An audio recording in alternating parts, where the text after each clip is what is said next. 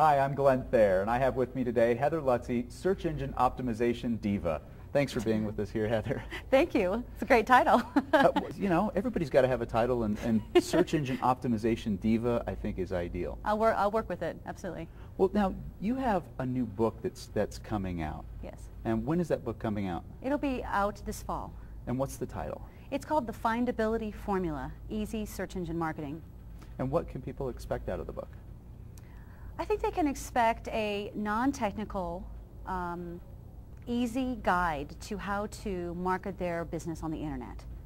And I think search engine marketing, or SEM, has been notoriously complex. And you have to know someone's brother who knows that business, that you hire at great expense to actually figure out how to do it correctly. Now, you have that experience, though. I do. Because, now, tell me a little bit about your background. Well, I was a web designer for many years and developed hundreds of websites, and then decided that I was building all these gorgeous websites, but no one was ever actually seeing them, to great frustration of my clients and myself, quite frankly. And so I sold that business and decided that I was going to do internet marketing. So I went to work for a .com. And what .com is that? It was mshow.com, and they had a tremendous amount of budget for branding. We all love branding. And that means spend it however you can to create buzz and to take us to initial public offering, or IPO. So I had 1 year to spend about $3 million with all the major search engines. And it gave me a fast-track education and this is in 1999, I started doing this. So it was very early in the process. People were just kind of all scrambling to get online, and it was quite a ride.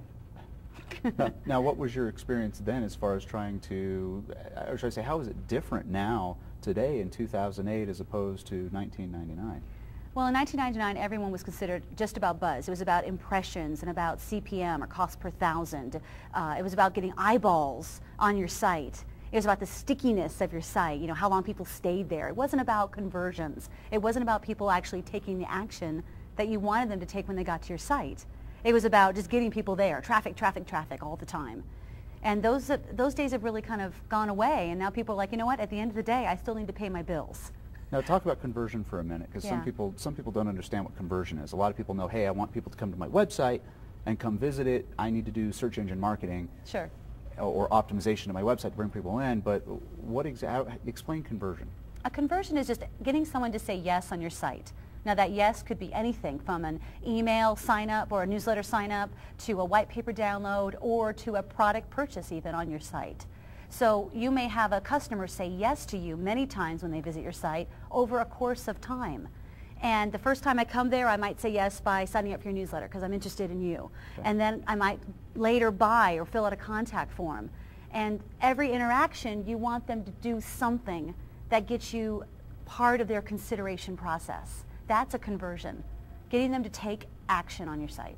Which is a different story. It's completely different than, obviously that's more on a design aspect, isn't it, when people land to the site as opposed to optimizing it for the search engines. But you have to be found before people can even come to your website. Yeah, and my book's about findability. So for your company, how do I get found on that page? So business owners are always like, this is my keyword. I want to be found on this page. How do I get there?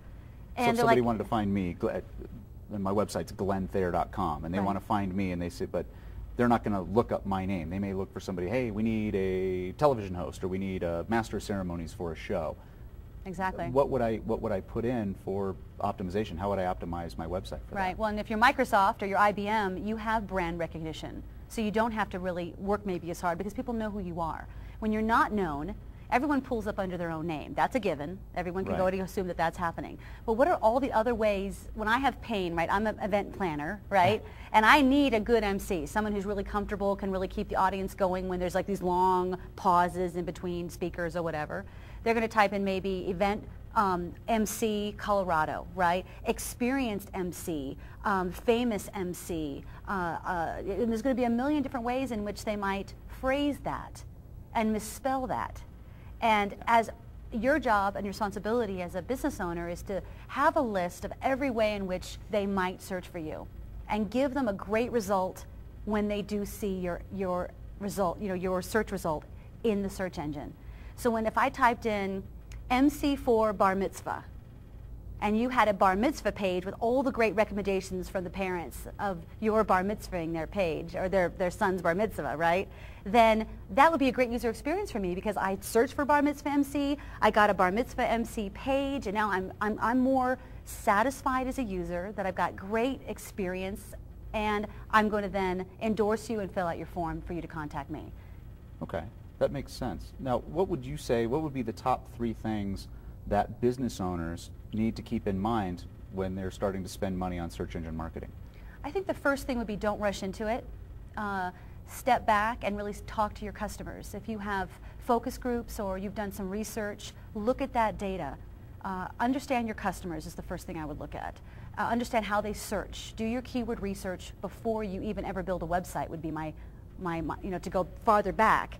The customers that come to us that have just starting a new website design are the customers we have the greatest success with, because we can really evaluate what are the real pain factors when people hire you, and how can you speak to that on your website. So is that more like usability testing, like maybe have a demo site, if you will, Sure. and bring people into maybe a focus group, like let's go to the website, go find my website, and Absolutely. click around, or...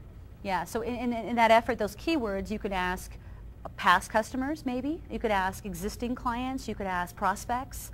And you can also, there's all kinds of keyword tools on the internet that will give you historical data of how people are searching through search engines.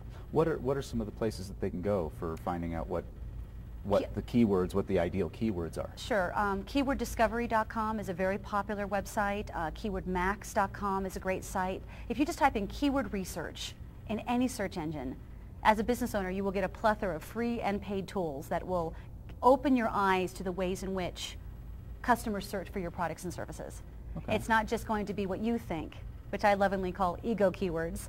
It's like, it's all about me. They're only going to search for my name and my business and maybe 2 or 3 obvious keywords, which it doesn't work that way. It never happens that way. No, you People have to search the way they, and I think you had mentioned earlier in one of your programs that I'd seen, you talked about your mother searching completely different than what anybody else would ever search, or what you thought. Right. I think it was some along the lines of, I guess you tell the story best. What was she do? How did she get online?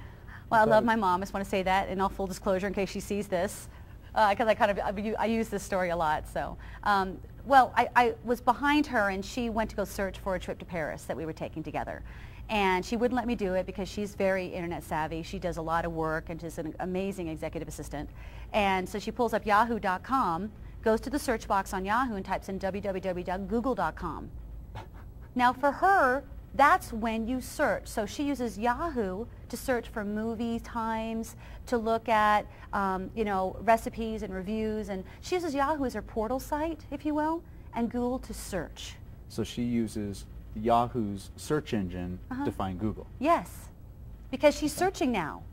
So Yahoo's done a great job of kind of being that portal for you, right? You set up your custom page, you have your show times and your stock quotes and, all your favorite websites or whatever.